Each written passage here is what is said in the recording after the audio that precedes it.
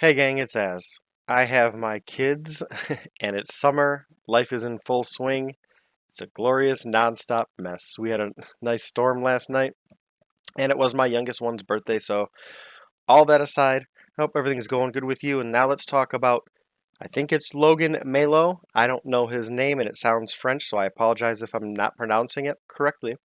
I don't know him. I hadn't before recent events. I'm not a Canadians fan. I'm a Red Wing fan. So all that aside, he was drafted by the Habs, and people are crying about it. And this man made a mistake, and he owned up to it. Just because you personally or other people, and maybe even the person themselves, don't think they're entitled to your faith in them, it doesn't mean no one else is. I'm still entitled to have faith in people. Brian Banks. Look this up. Look this man's name up. Assume I'm lying because I'm going to give a very short version of it that hopefully sounds fake enough to make you look into it because he deserves to be known.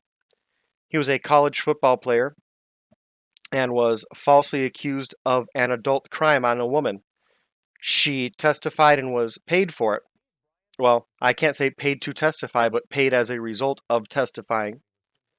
Had him imprisoned. He would not take a plea deal and would not do anything that in any way it implied guilt. He did his time, he got out, and then by his own methods and by his own accord, his own motivation, found out and got on tape from the woman herself that she made the whole thing up, and part of it to do was to do with the money. His life was catastrophically altered because a woman lied.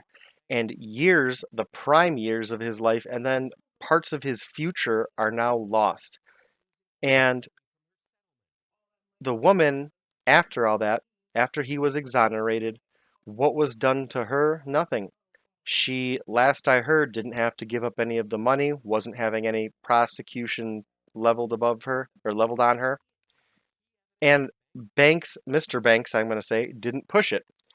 And what I'm not saying is that Mr. Malo did not do anything wrong, nor am I saying that the other party, the woman, is lying or anything of the sort, nothing negative against her. What I am saying is sometimes people make mistakes, more so when they're younger, and I have a saying, don't let this moment be, here, let me, don't let this moment become the rest of my life.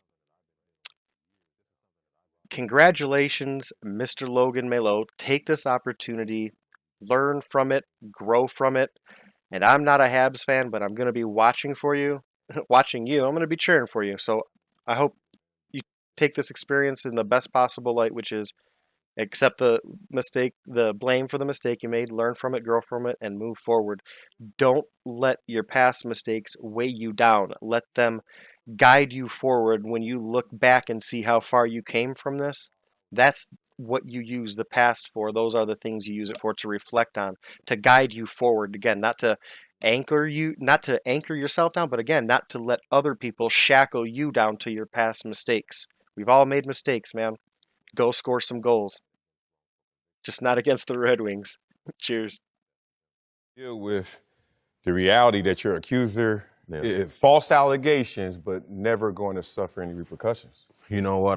That used to be a thought of mine, but I think where I am now is just no one deserves that much power over your life to where you can't, move past a situation or you're still stuck in the past, knowing that there's so much for you in the future. You know,